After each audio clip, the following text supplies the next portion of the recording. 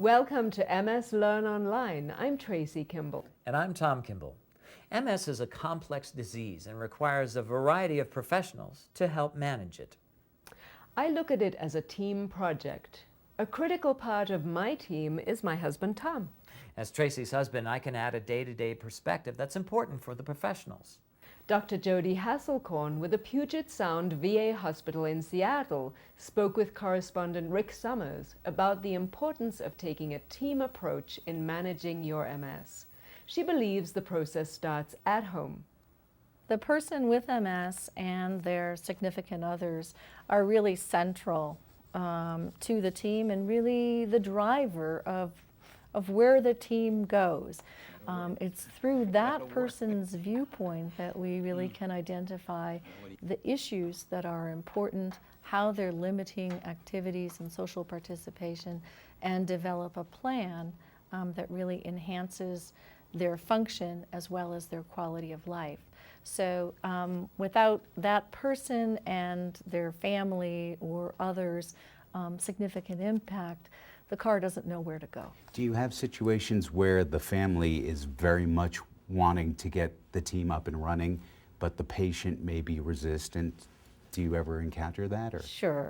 Sure. Or vice versa. I mean, not everybody's coming at it from the same place, and I think that's and that's also true for team members, and that's really the role of a team leader and of being part of a team as we get together and that we identify where we're going and get everybody on the same page and develop a map or a plan to get there. Now, how do you assemble a team? Do you have a formula, so to speak, and decide we need one from column A, two from column B, and this person will run the team?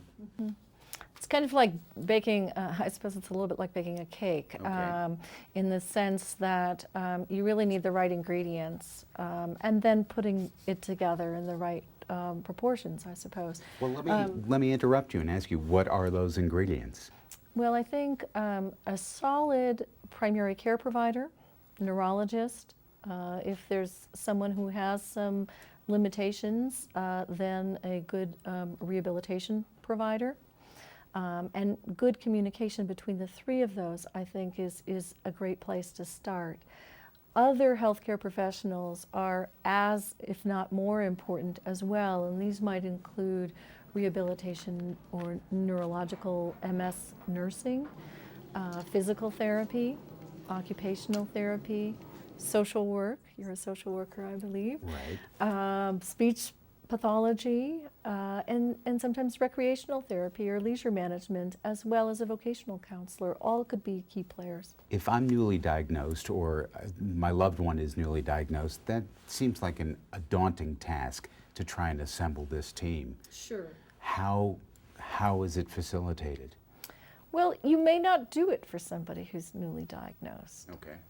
So for someone who's newly diagnosed, as we look through their viewpoint and what their perspective is, they may want to know, do I in fact have MS? Is there anything else? What can I do to treat this? And for those individuals, it would be unnecessary perhaps to involve a physical therapist or a social worker early on. And so you may be really working with the neurologist and the clinical nurse specialist for MS primarily. And as and if that person starts to develop other impairments, then we're sort of bringing in other members or other ingredients from the It's team. kind of like flipping the pages of the book and seeing how the story unfolds and deciding, and you as a clinician seeing what family or loved ones participate in the healthcare process and will help facilitate this person or that person maybe seizing the moment, taking the ball and running with it. Right, exactly. And I mean, we've been using a lot of sort of cheesy analogies, but that's a good one in the sense that, everyone is their own book, so there's not a volume that's the same, and you just pull together people as necessary for an individual.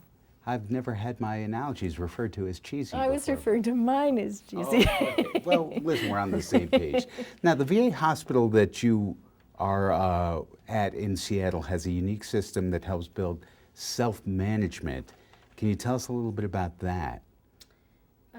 What exactly is self-management? Self-management is really part of the chronic care model that was described by Ed Wagner at the McCall Institute. Okay. And it refers to the person with MS really being the key individual who's systematically monitoring his or her own health status and accessing professionals and community resources as they need to. So they're really directing the team, driving the bus.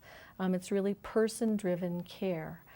And that management really depends on an informed person. So they really need to know what's available to them, and they need to be able to advocate for themselves. They also need informed providers. So they need providers who understand what it is like for a person with MS at different stages of the disease, and they need to be able to access the community. Where I think the VA has an advantage over some healthcare systems is in other components. And the other components that are important in self-management are delivery system design, decision support, and clinical information systems. What do you mean by delivery system design? Well, so an example of delivery system design that's happening in the VA, but also elsewhere throughout the country, might be same-day appointments. So if you're directing your care and you identify a need that's happening to you today, you really don't want to wait a month to come in and see your provider or to talk to your provider. You'd really like to take care of that need today. And so the VA is moving toward same-day appointments and actually perhaps eventually over time phasing away scheduled appointments. So it's care at the right time and in the right place. The VA is also moving toward care outside of the medical centers. You no longer, in many instances, need to come in to see me in a clinic. For many of my patients, I've only recently discovered how burdensome that is. Intellectually, I knew it was hard for them to get dressed and to drive in and to wait in the waiting room and to see me for a short period of time, for me to tell them that things are okay or that we were going to make some minor adjustments.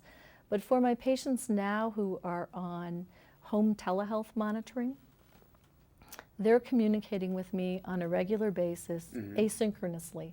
So they send me data. And the data that looks fine just gets boxed into this person's doing fine. The data that looks like they're in trouble gets a red alert, and I see it, and I'm able to call them and say, I see you're having a little bit of trouble with your bladder today.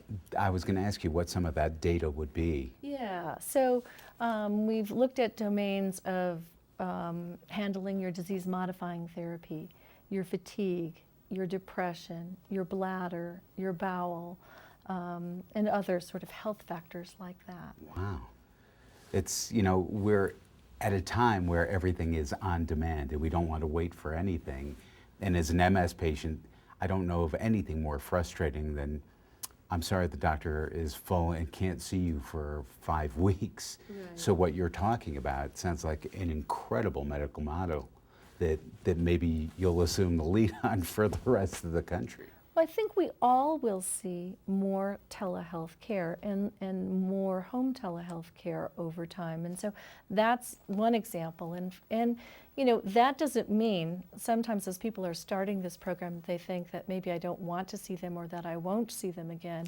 We do see each other, but actually frequently they're the people who say to me, you know what, I don't think I need to see you. I really just need you to help me with X, Y, or Z. And it saves them getting dressed. It often saves their significant other from taking time off of work and helping them get into the medical center. It saves transportation costs, waiting times, and you know, they're able to go about the rest of their life, which is a lot more interesting than coming to the medical center.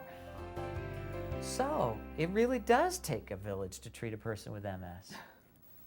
I think we've had enough of the cheesy analogies.